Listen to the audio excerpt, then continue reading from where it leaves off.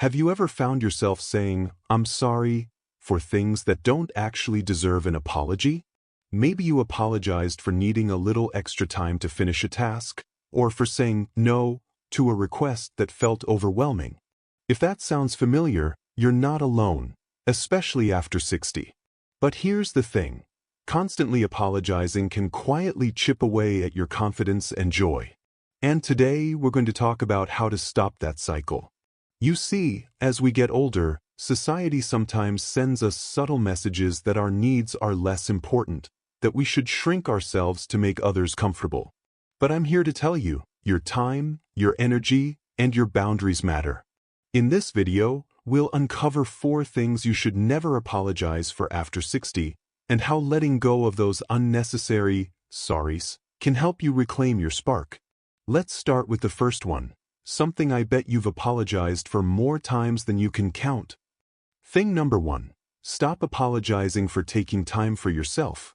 Now, let me tell you a story. A few months ago, a viewer named Margaret emailed me. She'd canceled plans with her grandkids because she was exhausted after a busy week. She spent the whole day feeling guilty, texting apologies to her daughter, and even baked cookies as a sorry gift. But here's what hit me. Margaret wasn't being selfish. She was being smart. Rest isn't a luxury. It's a necessity, especially as we age. Yet so many of us treat our own needs like an inconvenience. Think about it. When you apologize for napping or for saying, "Let's reschedule, I need a quiet day," what message does that send? It tells you that your well-being isn't a priority. And it tells others they can expect you to always push through, even when it's not healthy. So here's your challenge this week. The next time you need to pause, skip an event, or just sit and read a book, don't frame it as a problem. Instead of saying, "I'm sorry, I can't make it," try, "Thank you for understanding, I'm listening to my body today." See the difference? You're not admitting fault, you're honoring your needs. And that small shift in language? It's a giant leap towards self-respect. Now, let's talk about thing number 2, stop apologizing for saying no. You might be thinking, but what if they get upset? Here's the truth, your no doesn't need a justification. After decades of caring for others, kids, spouses, colleagues, it's easy to feel like you owe everyone your yes. But here's a secret, you've earned the right to choose where your energy goes. Take my friend Bob. He's 68 and loves his grandkids, but when his daughter asked him to babysit 3 days a week, he felt overwhelmed. Instead of saying, "I'm sorry I can't," he'd agree, then spend the week dreading it. Finally, he told her, "I'd love to see them once a week. That's what works best for me right now." No apologies. Just honesty. And guess what? His daughter respected it. Here's how to start. The next time someone asks for your time or help, pause. Ask yourself, does this align with my energy, my values, or my joy? If not, practice saying, "I won't be able to do that," without tacking on a guilty, "I'm sorry." It might feel awkward at first, but that discomfort is growth. And growth is how we stay vibrant. Now, before we go further, I want you to take a moment and think, which of these 2 things do you apologize for most often? Taking time for yourself, or saying no? Drop a comment below and let me know. I read every single one. And here's the good news. Letting go of these apologies isn't about being harsh or selfish. It's about making space for the life you want to live, one where your confidence isn't buried under a mountain of sorries. But we're just getting started, because there are 2 more things you need to stop apologizing for, and these might surprise you. Now, let's talk about something many of us feel pressured to apologize for, even though it's one of the most natural parts of being human. Thing number 3, stop apologizing for changing your mind or your interests. Let me ask you this. How many hobbies, passions, or even relationships have you outgrown over the years? Maybe you loved hosting big family dinners in your 50s, but now the idea of cooking for 10 people feels exhausting.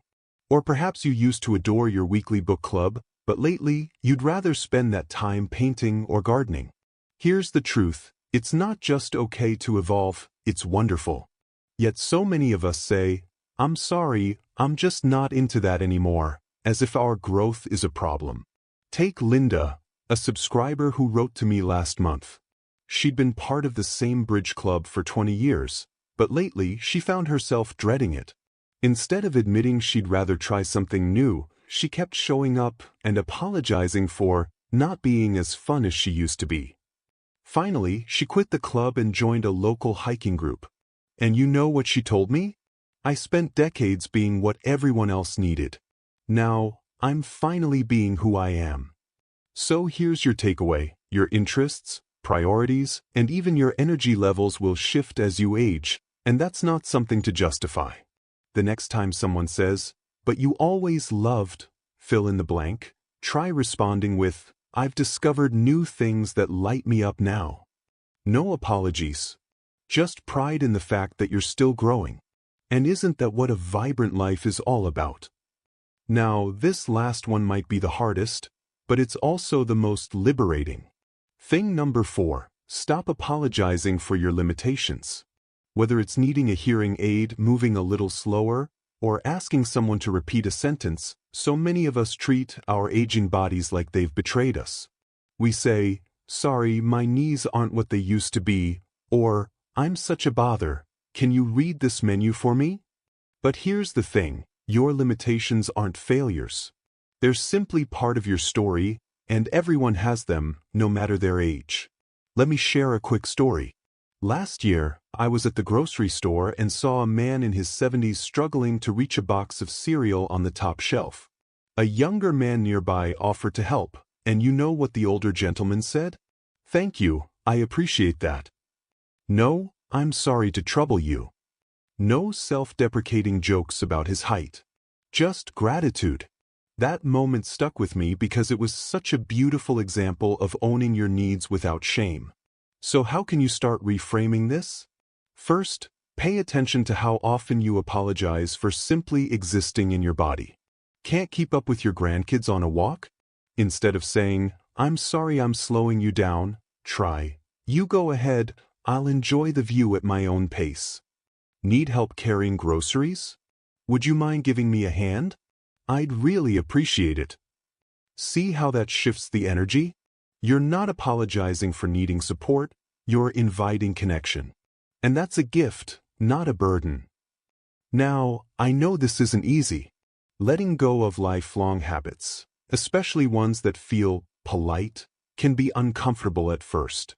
You might worry about seeming rude or ungrateful. But here's what I want you to remember: every time you swallow an unnecessary "sorry," you're making space for something far more powerful: self-respect. Think about Margaret, who stopped apologizing for resting and finally started enjoying her downtime. Or Bob, who discovered that his "no" didn't push people away. It deepened their respect for him. These aren't small changes. They're revolutions in how you move through the world. And if you're thinking, "But what will people say if I stop apologizing?" Let me ask you this. Are those people in the room with you right now? Are they living your life, feeling your fatigue, or carrying your joys? Probably not. This is your journey, your chance to step into the confidence you've earned over decades of experience.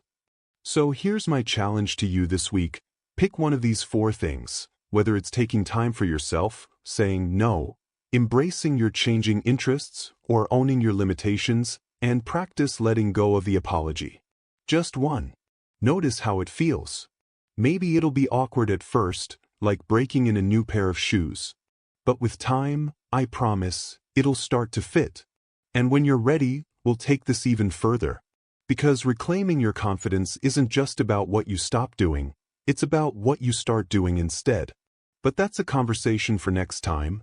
Now, before we wrap up, I want to share a message I received from a viewer named Helen. She wrote, "I stopped apologizing for needing reading glasses at dinner, and you know what happened? My grandkids started calling me their fancy Professor Grandma. Now they fight over who gets to pick out my frames." Isn't that wonderful? Helen didn't just drop an apology, she embraced her quirks and turned them into something joyful. And that's exactly what we're talking about today.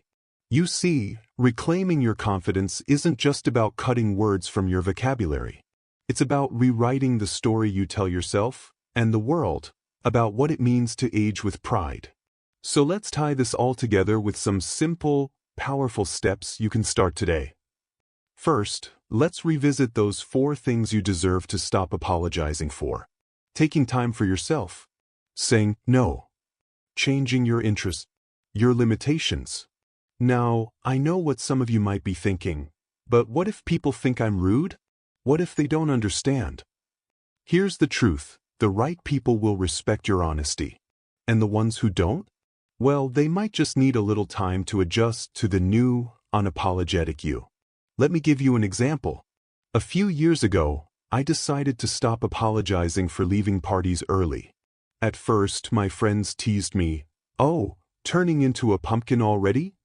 But instead of laughing it off with a guilty, "Sorry, I'm just tired," I started saying, "I'm heading out. I love ending the night on a high note."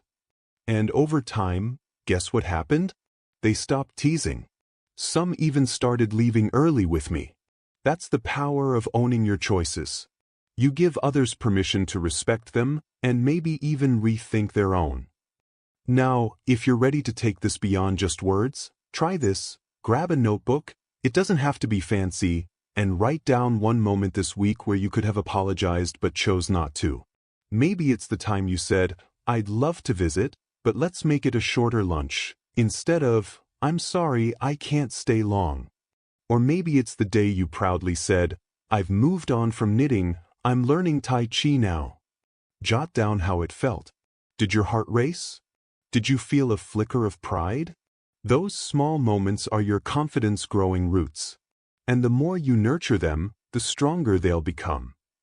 I also want to remind you, this isn't about perfection.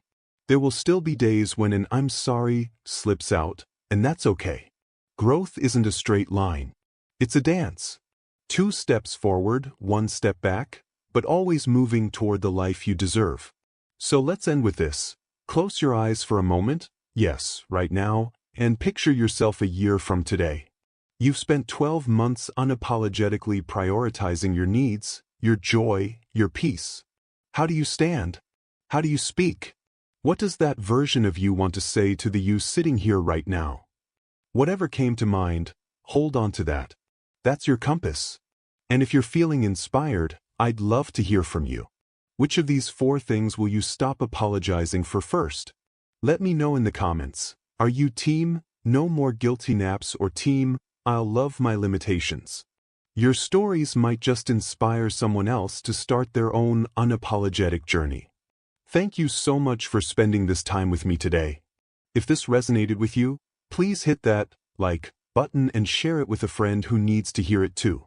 And don't forget to subscribe and ring the bell. We've got so much more to talk about when it comes to living boldly, joyfully, and unapologetically after 60.